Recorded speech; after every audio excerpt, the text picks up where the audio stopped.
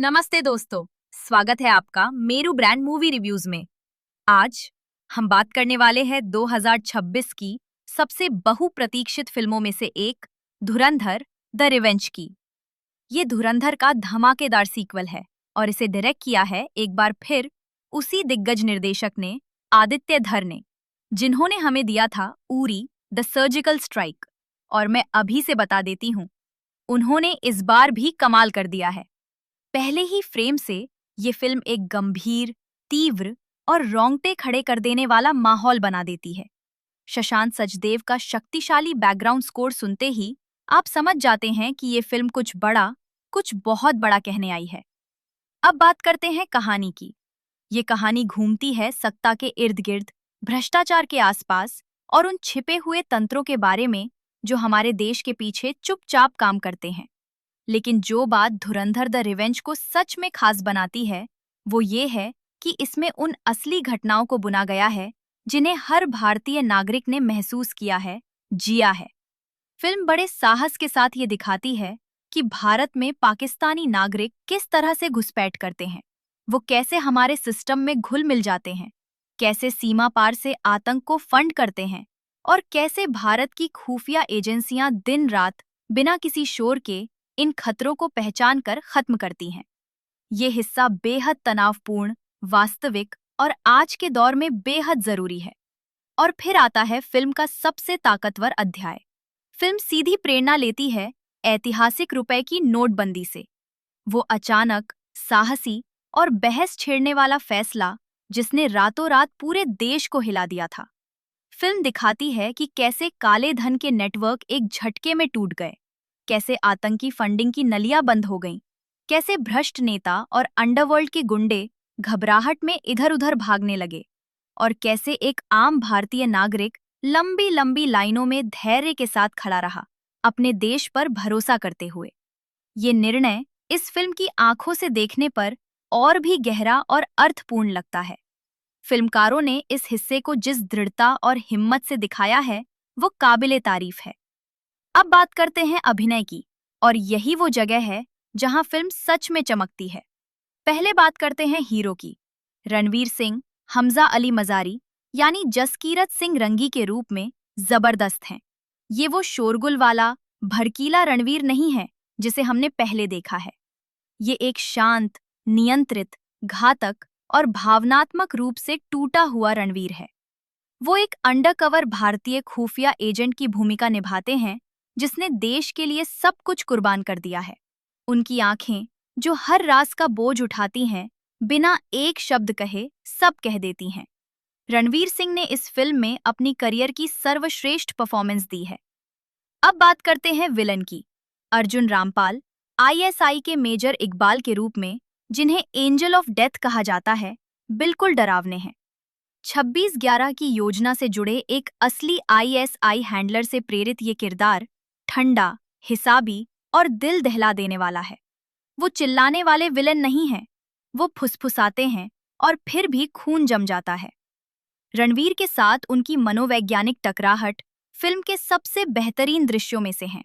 और हम कैसे भूल सकते हैं दिग्गज अक्षय खन्ना को, जो लौटे हैं रहमान डकैत के रूप में, लयारी गैंग के लीडर। खन्ना साहब पर्दे पर बिजली की तरह कड़कते हैं, खतरनाक रूप से बुद्धिमान, बिल्कुल अप्रत्याशित और पूरी तरह से सम्मोहक। ये इंसान बार बार साबित करता है कि वो भारतीय सिनेमा के सबसे शानदार कलाकारों में से एक है।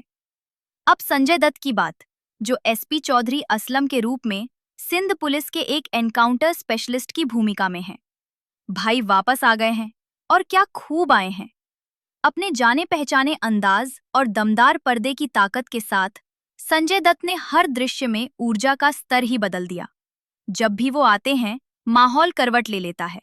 वो दबंग हैं, खूंखार हैं, और फिल्म के कुछ सबसे धमाकेदार डायलॉग उन्हीं के हैं। आर माधवन अजय सन्याल के रूप में इंटेलिजेंस ब्यूरो के डायरेक्टर, जो प्रेरित हैं दिग्गज एनएसए अजीत डोभाल से, शांत अधिकार और धीमी तीव्रता के साथ इस भूमिका को जीवंत करते हैं। माधवन एक ऐसे किरदार हैं जिन पर आप पूरी तरह भरोसा करते हैं, और वो हर दृश्य में यही एहसास दिलाते हैं। और रहस्यमय खलनायक अब बात करते हैं संगीत की, क्योंकि धुरंधर द रिवेंज के गाने बिल्कुल कमाल के हैं। शशांक सचदेव का संगीत और इरशाद कामिल के बोल हर गाने को एक अलग ही ऊंचाई पर ले जाते हैं। चाहे वो हाई एनर्जी मास एंथम हो जो पूरे सिनेमा घर को नचा दे, या फिर वो दिल को छू लेने वाला भावुक नंबर, हर गाना देखने में और सुनने में बेहद समृद्ध है। बैकग्राउंड स्कोर की तो अलग से तारीफ करनी पड़ेगी। ये हर बड़े पल को इतनी खूबसूरती से उभारता है कि रोंगटे खड़े हो जाते हैं।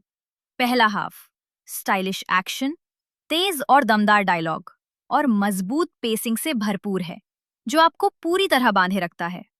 दूसरा हाफ थोड़ा धीमा पड़ता है, गहरी भावनाओं और आंतरिक द्वंद्व को उजागर करने के लिए, लेकिन एक ऐसे क्लाइमेक्स की ओर बड़ी ताकत से बढ़ता है जो बिल्कुल विस्फोटक है।